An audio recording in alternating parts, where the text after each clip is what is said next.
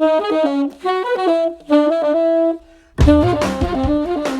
bienvenidos a Diálogos. Esta vez estamos en una ocasión especial. Estamos haciendo un homenaje a Mario Bunge, a más de un año de su fallecimiento. Cuando vean este video ya habrá pasado más de un año de su fallecimiento. Estamos con uno de sus discípulos, alumnos, no sé qué categoría le parece más cómoda, Gustavo Romero. Me encuentro, por supuesto, con Matías Orejolce. Hola, Gustavo, ¿cómo estás? ¿Qué tal? Buenas tardes, ¿cómo estás, Facundo? Muy bien, al final no sé cómo decirte, alumno, discípulo, sos una de las personas, me gustaría hacer una breve introducción. Gustavo Romero es una de las personas que continúa el legado bungeano, si es que puede decirse que hay tal cosa en Argentina, ¿no? Un lugar donde se lo ha bastardeado a Mario Bunge en las universidades, y Gustavo Romero ha eh, tomado el legado de Mario y lo ha hecho valer y lo ha divulgado, lo cual no es menor. Así que, Gustavo, habiendo hecho esta breve introducción, me gustaría preguntarte cómo te sentís más cómodo siendo alumno, amigo, discípulo de Mario Bunge. ¿Cómo sería? Bueno, pienso que todas esas categorías que has mencionado digamos, en alguna medida me caben, ¿no? Porque he sido alumno porque he asistido a clases de Mario Bunge. También, en cierta forma, me considero discípulo porque el impacto que la obra de Mario ha tenido en mi propio trabajo es muy grande.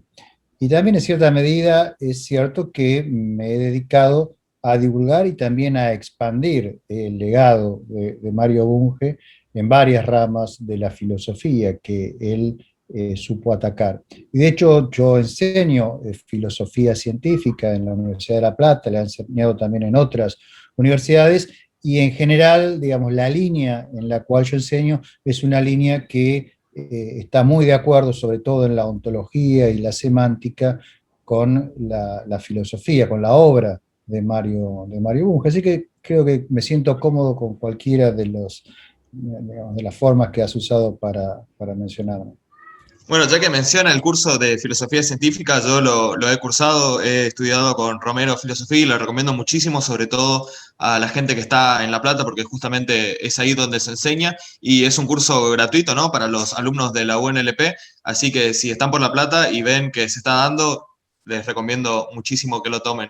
Y hablando de esto, justamente de continuar el legado de Bunge, la forma de hacer filosofía, ¿no? La forma científica de hacer filosofía, me interesa, Gustavo, conocer cómo llegaste a la obra de Bunge. Recuerdo que siempre mencionabas el impacto que te causó Foundation of Physics, el libro donde Mario Bunge hace filosofía de la física, si no me equivoco.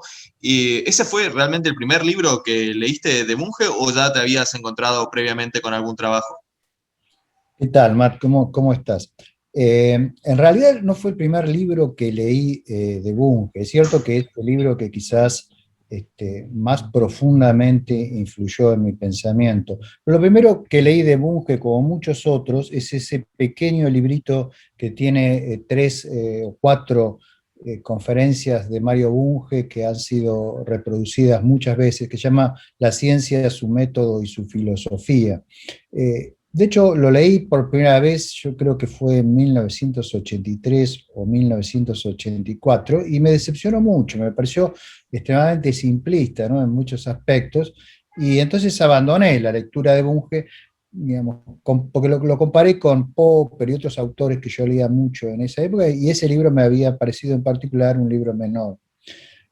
Ahora después el azar quiso que cayera en mis manos otro libro de Mario, formado por recolección de artículos publicados previamente, que se llamaba Controversia en Física. Es un libro muy chiquitito que había sacado Ariel, si me acuerdo bien, la editorial Tecnos, hace mucho tiempo. Creo que solo hubo una edición de ese libro. Y ese libro sí me impresionó profundamente y me llevó a leer otros libros de filosofía de la física, entre ellos primero el que se llama Philosophy of Physics, que creo que está publicado en castellano, lo publicó Ariel también. Y luego el Foundations of Physics. Foundations of Physics en esa época, fines de los años 80, digamos, yo no sabía cómo conseguirlo, porque no había libros en PDF, ni era posible fácilmente para mí en esa época comprar libros usados en el extranjero. Pero para mi sorpresa encontré un ejemplar prácticamente inmaculado, creo que había sido sacado solo 2 veces de la biblioteca del Departamento de Física, del Foundations of Physics, donado por el propio Mario Bunge. ¿Sí? El hecho de que lo hubieran retirado en 25 años, solo 2 veces, creo que, y en una facultad de física, muestra el bajísimo impacto que la obra de Mario había tenido hasta ese momento en los ambientes académicos de la física en la Argentina, por lo menos en la Universidad de La Plata, que es donde él se formó, ¿no? Bueno, la cuestión es que leí el libro, me impresionó profundamente, lo empezamos a estudiar en detalle con Santiago Pérez Berliafa, y mientras estábamos haciendo nuestros estudios del Foundations, nos enteramos de que Mario Bunge visitaba la Universidad de Santa Catarina en Brasil. Brasil siempre ha tenido una política más generosa hacia Mario que la Argentina, y entonces nos propusimos ir a escuchar el curso de Mario Bunge de Filosofía de la Ciencia en la Universidad de Santa Catarina. Nos anotamos en el curso, nos inscribimos, nos aceptaron, y con nuestros propios, digamos, bastante magros salarios nos fuimos en micro, ¿no? hasta la Universidad de Santa Catarina en el sur de Brasil. Ahí, bueno, asistimos al curso y conocimos a Mario Bunge, empezamos a tener charlas, nos empezó a invitar fuera del curso a su hotel donde discutíamos cuestiones de física, y de esa ida y vuelta, bueno, nos sugiere un problema concreto, que es volver a atacar la axiomatización de la mecánica cuántica que él en su momento había propuesto en el Foundations of Physics desde un punto de vista más moderno. Entonces, cuando volvimos con Santiago encaramos ese problema, y cuando tuvimos una nueva axiomática que nos pareció satisfactoria, se la enviamos, y para nuestra sorpresa él respondió de forma muy entusiasta y nos sugirió que la publicásemos. Esto fue en el año 1992, si me acuerdo bien, y lo enviamos el artículo a publicar, y fue aceptado por la revista era International Journal for Theoretical Physics, que publicaba cuestiones también de análisis de los fundamentos de la física, en esa época al menos. Y ese fue esencialmente mi primer artículo científico en una revista internacional, ¿no? O sea, fue un artículo de análisis de filosofía de la física. Y entonces, bueno, siempre mantuve una relación que a lo largo de los años y después de las décadas se fue incrementando e intensificando con Mario, y hice toda una carrera paralela a mi carrera de físico en el ámbito de la filosofía. Así que bueno, eso es un poco la historia, ¿no? Sí, hay una cosa que también me gustaría poder dejar en claro en este homenaje, que es Mario Bunge también casi como problema en el sentido de dónde ubicarlo dentro del pensamiento argentino. En el pensamiento argentino, claramente, cualquiera que haya cursado una carrera de ciencias sociales o una carrera humanística, encontrará rechazo por parte de la academia hacia Bunge. Me gustaría saber cuáles crees que son los principales aportes que hizo Mario, digamos, al pensamiento argentino también en su obra. Pueden ser como la Universidad Obrera, polémicas en las que se incluyó. Recuerdo, por ejemplo, graciosamente, ¿no?, que Horacio González decía que era un humanismo positivista el de Bunge, lo decía en una nota, creo que en página 12. Pero bueno, es en esa tradición, obviando lo de positivista, ¿no? Pero ¿dónde podría ubicarse Mario Bunge? Bueno, lo que vos señalás, Facundo, es muy cierto. Hay una enorme incomprensión de la obra de Mario Bunge en la Argentina, en los ámbitos académicos en particular. Mario hoy en día resulta más atractivo quizás para científicos que para filósofos. Para científicos que se asoman a la filosofía y en particular a los fundamentos de sus distintas disciplinas, y también para las personas con intereses filosóficos generales, pero que están afuera de la academia. Y eso probablemente es debido a la claridad de Mario Bunge, que se diferencia completamente en ese sentido de otros filósofos que son publicados en español. Y también quizás a la variedad de temas que Mario Bunge ataca, ¿no? Mario Bunge, yo creo que es leído por gente que tiene interés en las ciencias sociales, pero de afuera de la academia de las ciencias sociales, también en la biología, sé que tiene ahora lectores en física, en distintas disciplinas, y también gente que tiene intereses filosóficos, pero no hace filosofía académica. En el ámbito académico, recién algunas repercusiones ha empezado a haber debido a los cursos que el propio Mario dio en la Universidad de Buenos Aires en los últimos años de su vida, y también debido a los cursos que yo he dado en distintas universidades de la Argentina. Yo he dictado esta materia de filosofía científica también en la UBA, en la Facultad de Ciencias Exactas, en la Universidad de San Martín y en otras carreras de la Universidad Nacional de La Plata, eso en el ámbito de la Argentina. Ahora, yendo a la primera parte de tu pregunta respecto a cuál puede haber sido las mayores contribuciones de Mario al pensamiento específico en la Argentina, pienso que son muchas y que las podemos rastrear a la década del 40. Mario empieza a estudiar en la Universidad de La Plata en 1938, si yo me acuerdo bien, y ya desde muy, muy joven empieza a involucrarse con cuestiones de la enseñanza, de la ciencia y de las cuestiones de la divulgación de la filosofía en los ámbitos académicos locales. En particular, yo creo que tuvo un fuerte impacto su publicación de lo que sería la primera revista filosófica latinoamericana, que fue Minerva, ¿no? Minerva publicó un puñado de números allá en los años 40, fue una publicación subvencionada por el propio Mario, donde publicaron figuras de enorme renombre, ¿no? Del pensamiento argentino, desde Rodolfo Mondolfo a Ricieri Frondizi, por nombrar solo dos. Creo que el legado de esa revista fue muy bueno y generó una serie de movimientos alrededor de la creación de una discusión de filosofía que estuviese exenta de dogmatismos.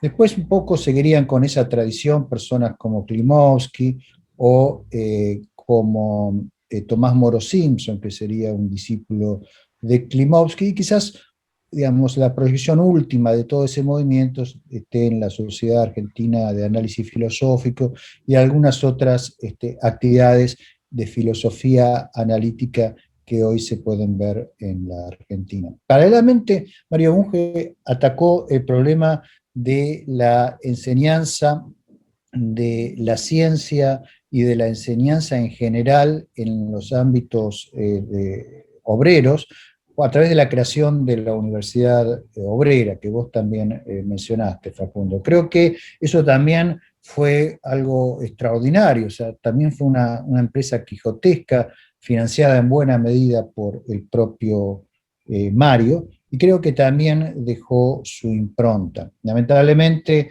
después del golpe de Estado del 43 fue muy difícil para Mario continuar con esa empresa, y que terminó definitivamente con la llegada del peronismo. Pero creo que sentó un precedente que también es importante y que vale la pena recordar.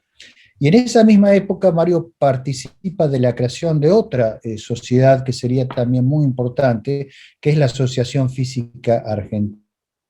Sí, él siempre ha sido incansable en eso, siempre ha estado creando sociedades y instrumentos de promoción de ciencia y de cultura, ¿no? Después, cuando dejó la Argentina, continuaría, por ejemplo, cuando crea la Sociedad para la Filosofía Exacta y otras más en las cuales participó y generó reuniones internacionales y muchas otras actividades. Bueno, la Asociación Física Argentina aún existe hoy, y en sus primeros años, bueno, él fue un partícipe destacado de las discusiones que había en esa asociación, de la cual participaban, por ejemplo, Guido Beck Balseiro, Gaviola, si a alguno le interesa rememorar alguna de las cosas que Mario Bunge cuenta de esas reuniones, creo que un buen lugar para hacerlo es ir a su libro Memoria de dos mundos, que es su biografía intelectual, ¿no? Donde hay algunas anécdotas bastante sabrosas de esas reuniones. Sí, yo quiero Después, recomendar en también, 1956, sí, quería recomendar que en el canal nuestro de Diálogos hay material inédito de Mario Bunge, hay unas charlas, unos seminarios que dio y también hay unas rondas de preguntas y respuestas, que no sé de qué año es, Facundo, será del 90 y algo, Todo 90. eso, o sea, es un material que nos cedió Juan José Sebrelli, pero no podemos fecharlo, está entre el 93 y el 95, está entre esos 2 años. Bueno, ahí está material recomendado para que puedan consultar los curiosos. ¿Qué ibas diciendo, Gustavo? Me olvidé, Matt, qué iba diciendo, pero creo que las anécdotas venían por la fundación de la Asociación Física Argentina y las reuniones a las que dio lugar, que tuvieron también un impacto y es una actividad, la de la Asociación Física Argentina, que muy expandida continúa hasta la actualidad. Después, en 1956, Mario Bunge gana varias cátedras como profesor titular, gana la cátedra de física de la Universidad Nacional de La Plata y gana una cátedra de física en la Universidad de Buenos Aires y una cátedra de filosofía en la Facultad de Filosofía y Letras, ¿sí? Esa facultad que hoy lo ignora olímpicamente a Mario Bunge, algún momento contó con Mario Bunge como profesor. De hecho, la materia de filosofía de la ciencia, él fue el primero en dictarla en esa facultad, y durante su tiempo en la facultad editó numerosas publicaciones en las cuales recogía la filosofía analítica, traduciendo él artículos directamente del inglés. Por ejemplo, recuerdo ahora su antología semántica, publicada en 1960, que tiene realmente artículos excelentes, muchos de ellos traducidos por el propio Bunge. También publicó en castellano por primera vez un libro de Willer van Orman Quine, que se llama, bueno, es uno de los libros, de los primeros libros de lógica que escribió Quine, que lo escribió en Brasil y en portugués. Quine pasó el año 1942 en Brasil, escribió un libro.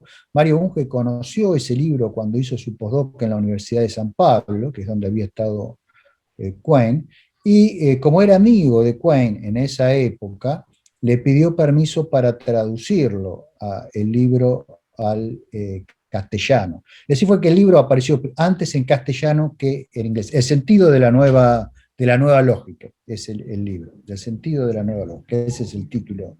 Bueno, ese libro apareció publicado primero en Argentina que en Estados Unidos, ¿no? Bueno, y de esa forma fue introduciendo a varios autores Bunge por medio de sus propias traducciones. Otro de los que introdujo fue Richard Martin, que creo que es uno de los lógicos y semánticos más importantes del siglo XX, absolutamente desconocido hoy en día, pero en algún momento las traducciones de Mario Bunge de algunos de sus artículos circularon por la Facultad de Filosofía y Letras. Todo esto en la época de oro de la universidad, digamos, antes del golpe de Estado de 1966. Recordemos que Mario Bunge deja la Argentina en 1962, ¿no? Bastante antes incluso de la llegada del gobierno de Ilia. Él lo deja en la época al país de las luchas entre azules y colorados, ¿sí? Que ya eso lo espantó. Se fue, si me acuerdo bien, primero a la Universidad de Texas, después estuvo un tiempo en Delaware, fue a una beca von Humboldt a Alemania, estuvo en Freiburg, ¿sí? Que yo fui ahí a Freiburg, estuve donde estaba su oficina, ¿no? Me molesté a averiguar cuál era la oficina de Marle Punta Elba, básicamente. Y fui a ver cuál era la oficina, porque en esa oficina escribió el Foundations of Physics, ¿sí? O sea, el trabajo que él fue a hacer a Freiburg fue escribir Foundations of Physics. Y para esa época ya tenía también escrito el primer borrador de Scientific Research, que después sería traducido al castellano como La investigación científica, uno de sus libros más conocidos. Y esos dos libros, dos obras capitales en el trabajo de Mario Bunge, aparecieron en el mismo año, en 1967, que también fue el año de su radicación definitiva en Canadá, donde consiguió una cátedra, y bueno, desde entonces se quedó esencialmente en Canadá.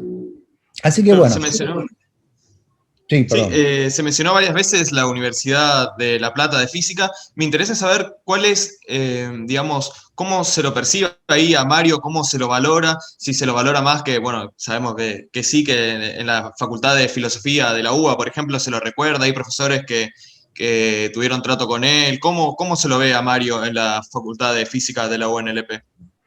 En la Facultad de Física se lo ignora, lamentablemente, a Mario. De hecho, hay algunos profesores de física, incluso que digamos, practican el psicoanálisis o son muy devotos del psicoanálisis y se han dedicado a hacer una cierta campaña en contra de la obra de Mario Bunge. Sin embargo, a pesar de eso, y quizás con un poco digamos,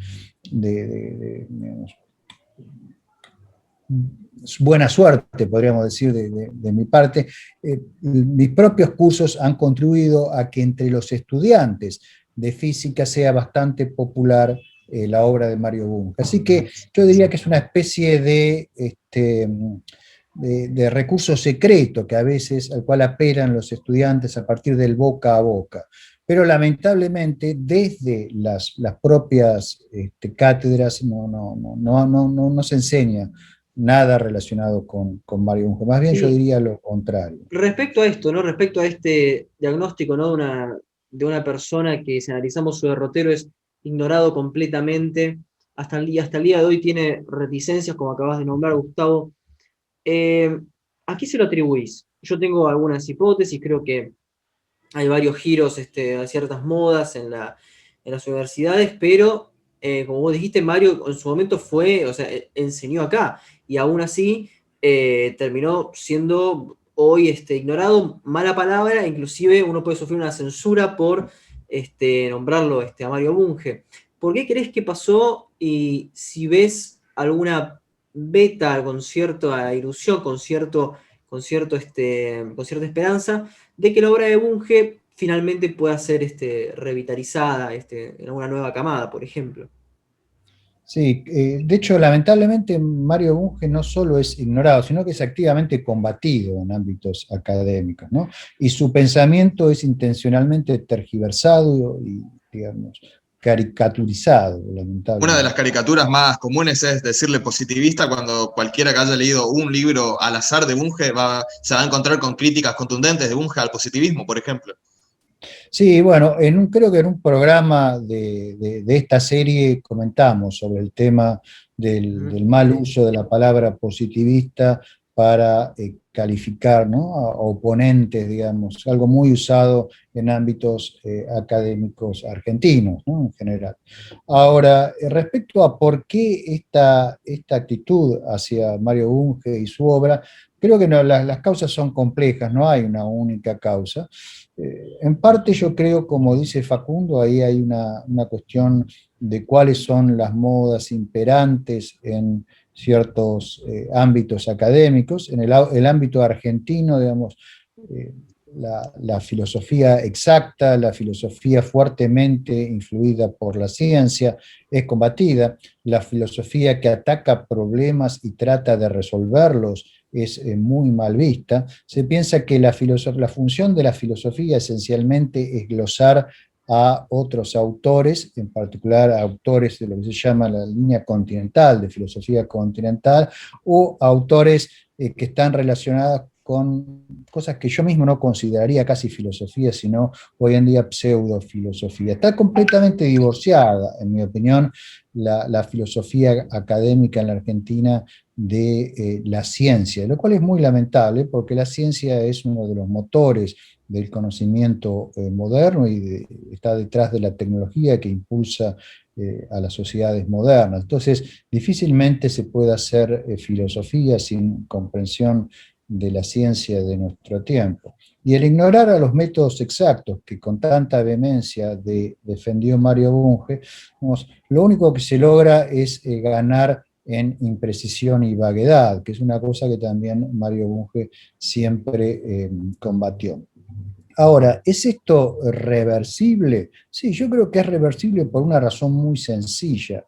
La obra de Mario Bunge, a diferencia de la obra de muchos autores que se enseñan en el ámbito académico local, es una obra perfectamente comprensible. O sea, cualquiera puede agarrar un libro de Mario Bunge, leerlo y entender la mayor parte de las cosas que dice. No solo es comprensible, sino que además es interesante y es extremadamente estimulante, ¿no? De ahí que tenga bastante éxito entre los jóvenes y entre los científicos jóvenes, ¿no? Que se ven estimulados para hacer su trabajo por la lectura de Bunge. La Además, gente más... quería mencionar que la claridad de Bunge, ¿no? La forma de escribir que tiene, que es tan claro, tan transparente, es un gran estimulante para escribir, ¿no? Uno se siente capaz de escribir porque se siente que cuando uno lee algo claro, bien escrito, ¿no? Con este estilo tan russelliano, se puede decir, ¿no? Que tenía Bunge, como el pensamiento es transparente, ¿no? La forma de expresarlo es clara, uno se siente motivado a pensar, o sea, uno queda digiriendo por mucho tiempo lo que acaba de leer con reflexiones cada vez más profundas y uno se siente también inspirado a escribir, no sé si le pasa, porque, bueno, uno lee un autor oscuro de escritura difícil, rebuscada, y uno por ahí no se siente tan motivado a escribir porque, bueno, probablemente no le salga, o si le sale no queda bien, o es un estilo desagradable, pero cuando uno lee algo claro, algo tan preciso, algo tan exacto, te da un poco más de ganas, ¿no? De pensar, de escribir, de producir, de contribuir y, bueno, de compartir también reflexiones. No sé, Gustavo, si estás de acuerdo con esto. Sí, totalmente. O sea, Bunge era una persona que pensaba claramente, tenía las ideas claras, pensaba en forma sistemática y eso se ve reflejado también en su forma de escribir y de plantear los textos. Incluso esos libros que son colecciones de artículos previamente publicados en revistas son perfectamente legibles por cualquiera. Libros como, de nuevo, Controversias en Física, pero también, por ejemplo, los libros publicados en Alianza Universidad como Pseudociencia e Ideología, y el otro que se llama Razón y Realismo, o el libro publicado por, si me acuerdo bien, Ariel, que se llama Teoría y Realidad, o su libro de Epistemología. Todos esos libros están formados por colecciones de artículos que en algún momento fueron artículos publicados en revistas de filosofía o de ciencia, y son perfectamente entendibles por un lego, ¿no? Eso, digamos, es muy poco común en el ámbito local, que lo que escriba un filósofo se entienda, sea transparente y sea estimulante. Entonces yo creo que ahí hay digamos, una luz de esperanza para pensar que, digamos, los jóvenes puedan realizar esa tarea que desde las cátedras no se hace, que es de a poco ir introduciendo el pensamiento de Mario Bunge en ámbitos académicos. Pero obviamente si hay una hostilidad por parte de la academia, eso no va a ser posible y seguiremos retrocediendo en vez de avanzar en los aspectos intelectuales.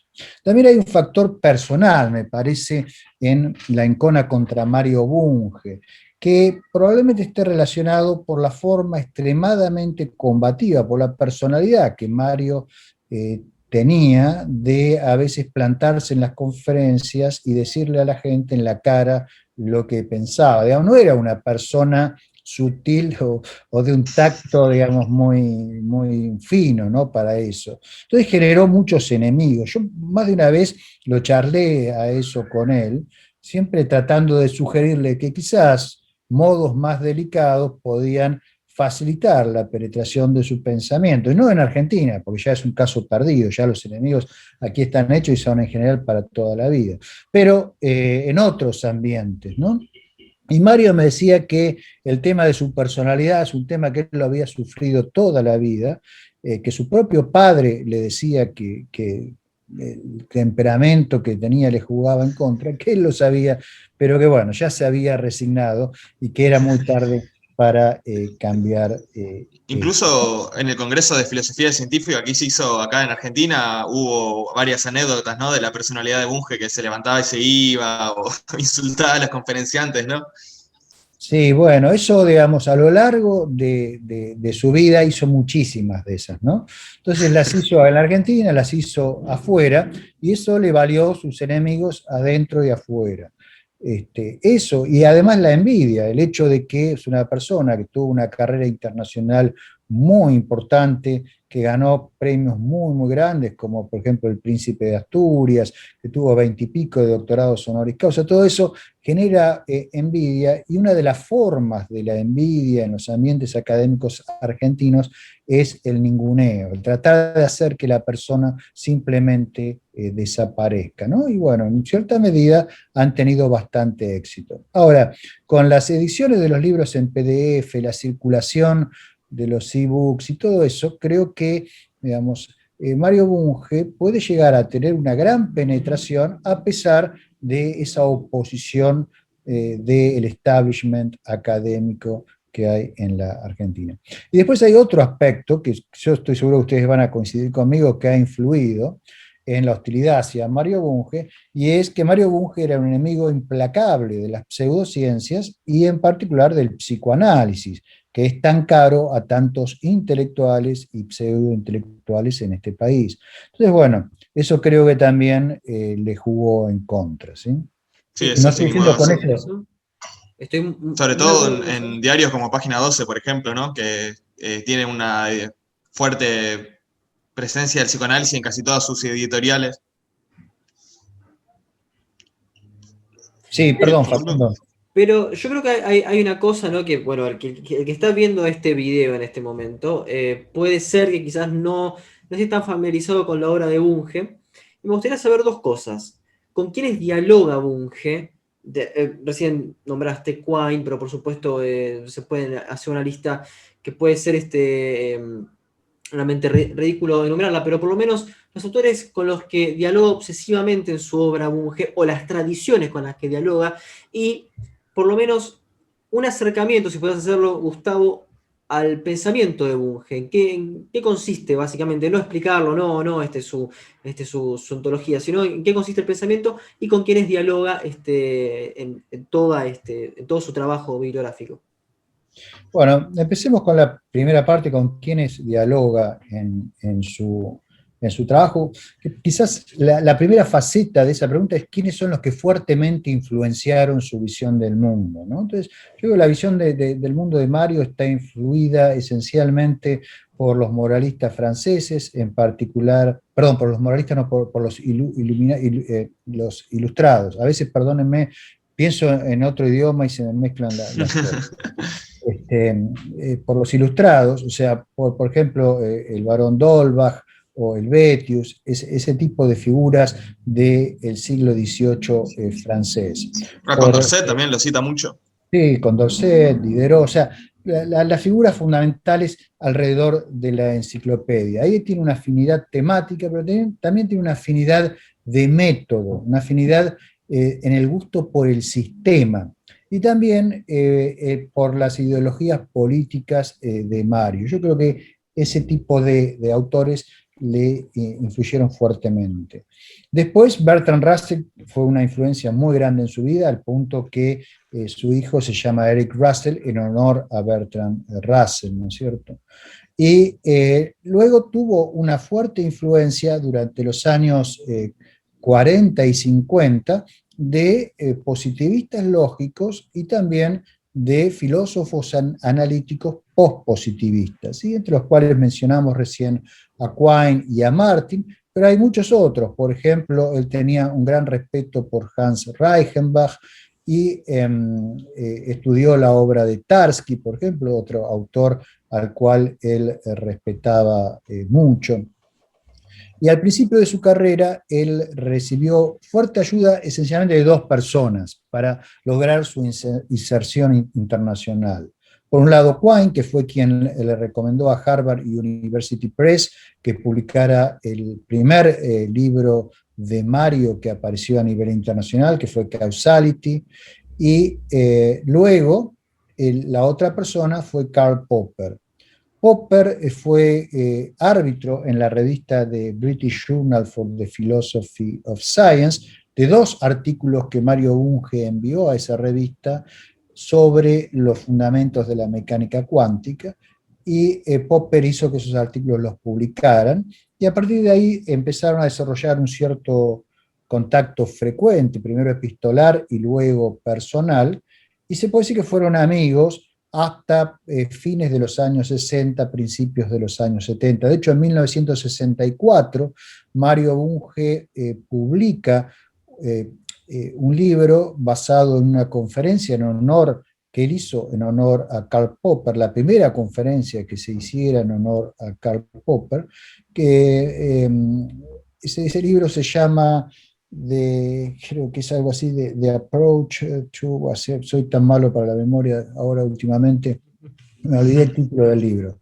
Pero bueno, es un libro muy conocido que aún hoy es referenciado y que le permitió a Mario presentarse digamos, hacia la gran sociedad filosófica de 1964, cuando ya en su haber tenía varias publicaciones que habían sido bien recibidas, ¿no es cierto?, como Intuición y Ciencia, Meta-Scientific Queries, que nunca fue traducido al castellano, y también Causality. Bueno, entonces Popper jugó un papel importante también en promover a Mario en el mundo anglosajón. Después se pelearían a cuento de la publicación por parte de Popper de su libro Conocimiento Objetivo, ¿sí?, donde Popper diferencia una especie de mundo 2 y mundo 3, que uno es una especie de mundo de entidades inmateriales o espirituales, así lo entendió Bunge al menos, y el último mundo es como una especie de mundo platónico. Entonces Bunge eso lo atacó en forma muy virulenta, como él solía hacer, y eso, bueno, lo llevó a confrontar con Popper, que es una persona bastante sensible también, una persona con su ego, ¿no? Entonces cuando esas personas así chocan, después es difícil reconstruir las relaciones, ¿no? Y a partir de ahí un poco Mario Bunge tiene algunos amigos selectos que permanecieron, digamos, durante toda su vida, digamos, discutiendo con él y siendo sus interlocutores en el sentido que planteaba Facundo. Puedo pensar, por ejemplo, en Joseph Agassi, que ahora generosamente quiso escribir un prefacio para el libro sobre materialismo que estamos editando y que está dedicado a la memoria de Mario Bunge, un libro que estamos editando para Springer, junto a Lino Camprubí y Javier Perejara. También pienso en Nicholas Rescher, un autor que Mario Bunge respetaba mucho, también extremadamente prolífico como el propio Bunge, y también como el propio Bunge, un poco outsider de las principales corrientes, por lo menos las más populares en el ámbito anglosajón hoy en día. Bunge está teniendo un gran impacto en este momento, está siendo muy leído en España, ¿sí? Ayuda mucho la traducción de su tratado de filosofía básico, y digamos, yo mismo a veces sufro las consecuencias de esa popularidad porque mucha gente, digamos, conociendo la relación que tuvo con Bunge, me escribe, me pregunta, me piden que participe de esto o de aquello, ¿no? Lo cual, digamos, yo lo hago en la medida de lo posible, pero me produce una satisfacción ver cómo las ideas de Mario, que no han podido abrirse paso en el ámbito más académico argentino, sí lo han podido hacer en el ámbito español, ¿no?, donde personas como Jesús Mosterín o también Quintanilla han ayudado mucho a divulgar el pensamiento de Bunge. Ahora, ¿en qué consiste la línea fundamental de la obra de Bunge, que es la otra parte de la pregunta que hizo Facundo? Bueno, Bunge desarrolló un sistema de filosofía y en eso se diferencia de la mayoría de sus contemporáneos. El filósofo contemporáneo, como ustedes saben, es prácticamente como en su forma de trabajar tiene un approach como un científico, ¿no? Toma un pequeño tema y desarrolla ese tema dentro del contexto en el cual está planteado. Suelen ser temas muy específicos que se discuten en una jerga muy particular. Bueno, eso a Bunge mucho no le interesaba. Nunca escribió respetando la jerga de los filósofos, incluyendo a los filósofos analíticos y los filósofos científicos, sino que él siempre escribió de una manera extremadamente clara, y si al editor le gustaba bien, y si no, retiraba el paper y lo mandaba a otro lado, ¿no? Y lo mismo hacía en sus libros. Entonces él desarrolló, digamos, un sistema, porque lo que a él le importaba era responder a grandes preguntas de la filosofía en forma tal que las respuestas fuesen siempre acordes al mejor conocimiento científico de su tiempo, y que la estructura que él presenta a esas respuestas esté dada por una estructura teorética, o sea, por una estructura de teoría hipotético-deductiva que se pueda rápidamente poner a prueba, y si es defectuosa el día de mañana pueda ser fácilmente reemplazable. De ahí que la obra de Bunge sea extremadamente generosa para con el lector, porque invita a su reformulación, invita a su actualización, no pertenece al reino del dogma, ¿sí? Sino que pertenece al reino que debe ser permanentemente evaluado, sometido a crítica, tanto en cuanto a su estructura interna como a su consistencia general con la ciencia de su tiempo y la fertilidad respecto al avance del conocimiento. Entonces, ¿en qué consiste esa estructura general? Bueno, básicamente él primero quiso desarrollar las herramientas necesarias para hacer su filosofía, y por lo tanto se preocupó en desarrollar una semántica, se desarrolló una teoría de la verdad, una teoría de la referencia, una teoría del significado. Eso le posibilitó poder discutir con conocimiento del lenguaje que estaba utilizando la ontología, que quizás es el problema fundamental de toda la filosofía. O sea, ¿qué es lo que hay y cuál es la estructura de la realidad? A eso él respondió con lo que le parecía que sugerían las ciencias, o sea, con una filosofía materialista. Y esa es una de las razones por las cuales también hay en muchos ámbitos un rechazo de Mario Bunge sin haberlo estudiado, y es porque se considera que el materialismo es digamos, una posición obsoleta, es una posición, digamos, que ha sido refutada por la ciencia moderna. Y eso es un error muy, muy grande. El materialismo, como lo entiende Mario Bunge, no está en oposición con la ciencia, sino todo lo contrario. O sea, estará en la oposición de la ciencia si se lo interpreta como un materialismo al estilo de Epicuro o de Demócrito, un atomismo, o en el sentido que lo podría haberse interpretado en el siglo XIX, ¿sí? Como el materialismo de un Düring, pero no es ese materialismo, el materialismo de Bunge, y a esto viene el libro que estamos editando en este momento, que precisamente trata del materialismo hoy. El título original era Materialism Today, y bueno, los editores no, el publisher, el que publica el libro, pidió cambiarlo por razones comerciales a Current Issues in the Philosophy of Materialism o algo por el estilo, ¿sí? Un título más académico, que a mí no me gusta tanto. Pero bueno, lo que tratamos de hacer en ese libro es mostrar la vigencia del materialismo, la importancia del materialismo, si se lo formula en forma cuidadosa para dejar claro que es compatible con la ciencia. Y esto Bunge lo desarrolló en muchos aspectos, todos los aspectos cubrió, de la filosofía de la mente a la filosofía de la sociedad, todos los cuales entiende él como el resultado de sistemas materiales, ¿sí? Y luego continuó avanzando, estudiando el problema del conocimiento. Entonces desarrolló 2 volúmenes de epistemología en su obra, que en realidad el segundo volumen a su vez se divide en 2. Y ahí él estudió la epistemología, la filosofía de las ciencias particulares, todas ellas, y hizo grandes contribuciones, en mi opinión, a la filosofía de la matemática, la filosofía de la biología, la filosofía de la mente.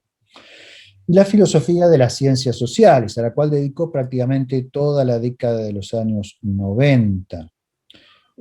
Después termina su obra filosófica dedicado a la ética, que también es un aspecto extremadamente importante de la filosofía. De hecho, para los antiguos la ética era lo más importante. Ustedes se fijan la estructura que le dio Mario Bunge a su sistema de filosofía, es la misma estructura que le dieron los grandes pensadores de la antigüedad. Primero la parte de retórica para dominar el lenguaje. Bueno, esa es la semántica filosófica de Bunge.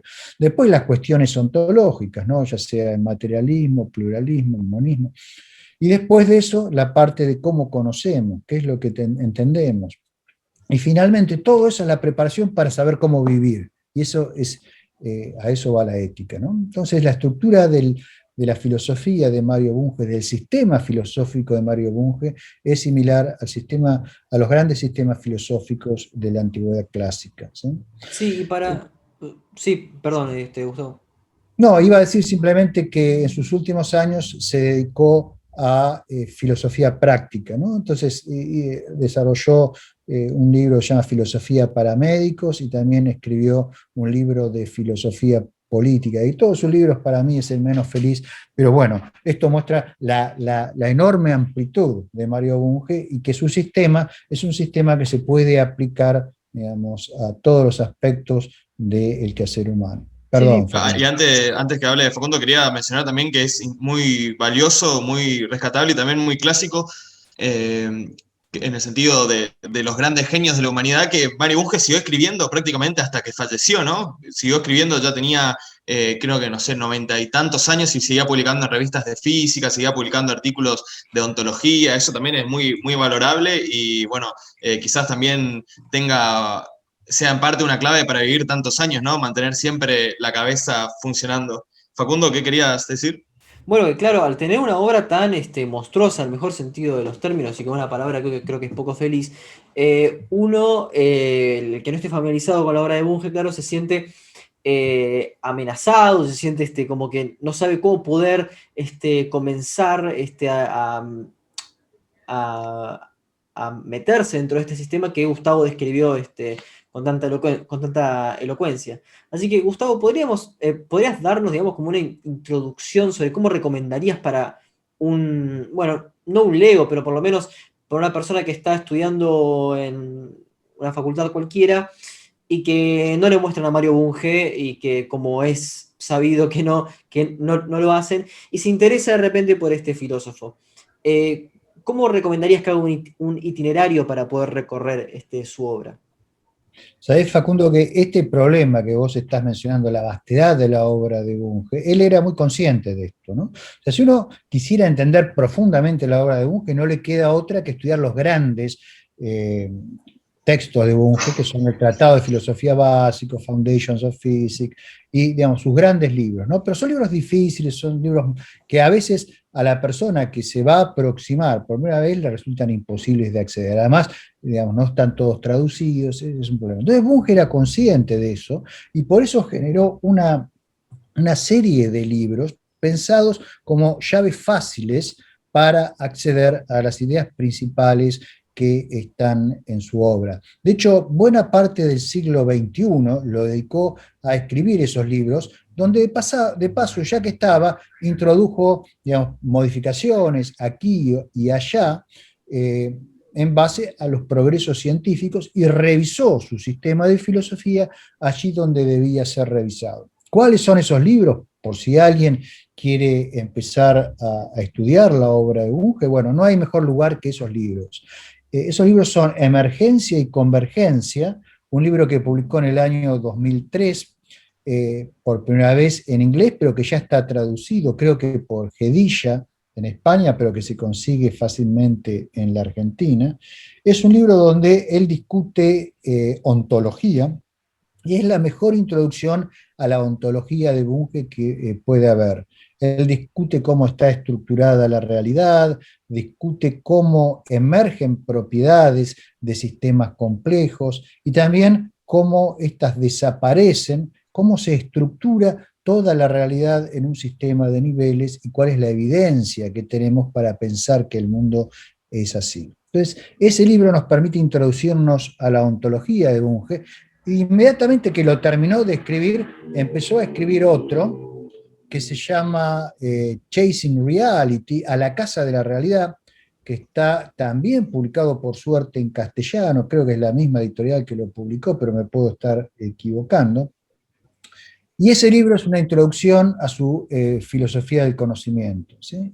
A la teoría del conocimiento de Bunge, y muy enriquecida respecto a lo que está en su tratado de filosofía básico, que es su principal, digamos, el principal lugar donde él desarrolla su teoría del conocimiento, porque incorporó nuevas cosas que fue aprendiendo entre la década del 80, cuando escribió el tratado, y el 2007 u 2008, que es cuando se publica Chasing Reality, ¿no? Entonces, ese es el segundo libro para entrar a Bunge. Son libros accesibles, que no están cargados de lógica ni de matemática, pueden ser leídos por cualquier persona que tenga interés filosófico. Y yo Y luego, recomendaría también algunos que me gustan mucho, que son así bastante sencillos. Las pseudociencias Vallatimo, que es una compilación de artículos de epistemología, está publicada por la Etioli, que es muy bueno. También Sistemas Sociales y Filosofía, es cortito, es accesible, hay mucho de ontología del sistemismo ahí. Las Ciencias Sociales en Discusión, otro libro muy bueno de Bunge, que es accesible, es fácil de leer. Y claro, creo que por ahí lo que más asusta a la gente son los formalismos, ¿no? Las fórmulas lógicas que hay por aquí y por allá en la obra de Bunge, pero bueno, creo que la gente se tiene que animar a leerlos y si no entiende los formalismos simplemente los saltea, continúa leyendo lo que está en lenguaje cotidiano y va a entender perfectamente, así que no se asuste si ve fórmulas que parece chino para la mayoría de la gente, no le dé importancia y siga avanzando que seguramente lo va a entender, que es muy claro y muy accesible. sí, sin embargo, en estos libros que estamos mencionando no está, prácticamente no hay formalismos comparados con sus grandes libros, ¿no? De los 60, de los 70 y de los 80. Y yo terminaría mi recomendación de 3 libros, ¿no? Al margen de los que mencionó Matt, agregando el último libro que él pensó para esto que precisamente planteó Facundo, ¿no? Cómo hacer accesible su sistema al Lego, que es Mind and Matcha, Mente y Materia, también felizmente está traducido, creo que ya lo tradujo la de Tolly, que es el tercero de sus grandes libros de la primera década del siglo XXI, ¿no? Mente y Materia, que como el título lo indica, plantea cuestiones sobre el materialismo y cuál es la interpretación materialista de lo que se suele llamar procesos mentales. Y él aprovecha eso para tocar toda una gran variedad de temas que nos sirve para entrar a el pensamiento de Bunge. Después, en cuanto a las ciencias sociales, porque aquí en Argentina hay mucho interés por las ciencias sociales, aunque no sé si por encarar científicamente el estudio de las ciencias sociales, los libros de Bunge para el que le interesa las ciencias sociales pueden ser muy valiosos. El que mencionó Matt de Ciencia y Sociedad es muy valioso, y también tiene un libro sobre Ciencia, Sociedad y Desarrollo, no me acuerdo el título exacto, si me permiten darme vuelta se los confirmo. Sí, sí.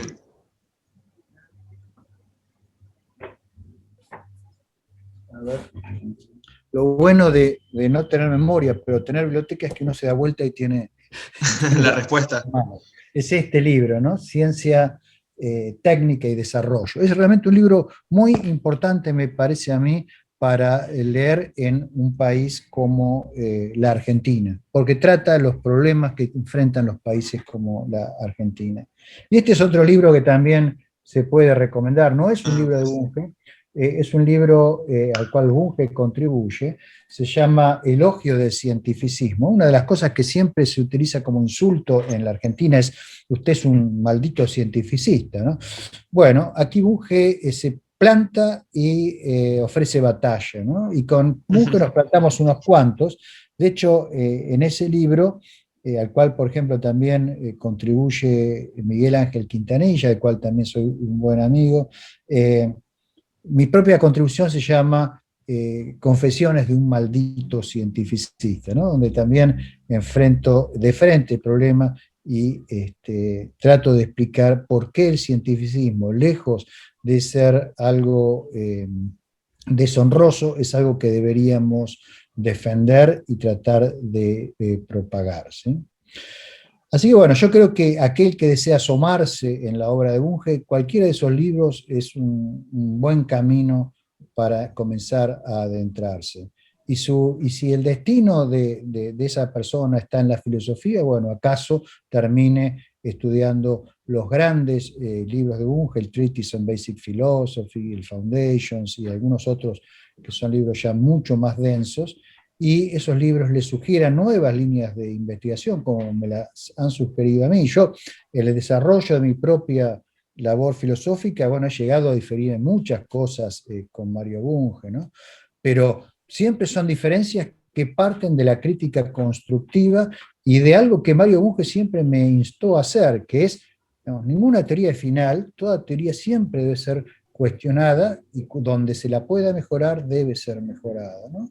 Entonces, como la ciencia desarrolla, cualquier filosofía que esté basada en la ciencia se va a desarrollar también. Y eso es lo magnífico de la obra de Bunge, que es una obra que está abierta y que nos invita permanentemente a reformularla, expandirla y continuarla para que sea una herramienta útil para que todos nosotros podamos tener una vida mejor, ¿no?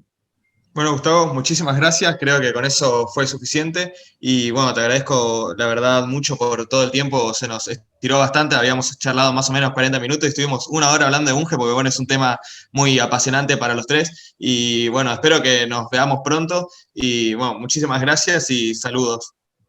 Sí, para mí siempre es un gusto charlar con los dos. Yo quiero agradecerles también la labor que ustedes hacen divulgando la cultura, el pensamiento crítico. Creo que en una época como esta es particularmente valioso lo que hacen, así que los felicito y les mando un gran abrazo, ¿sí? Gracias por invitarme. Muchísimas gracias.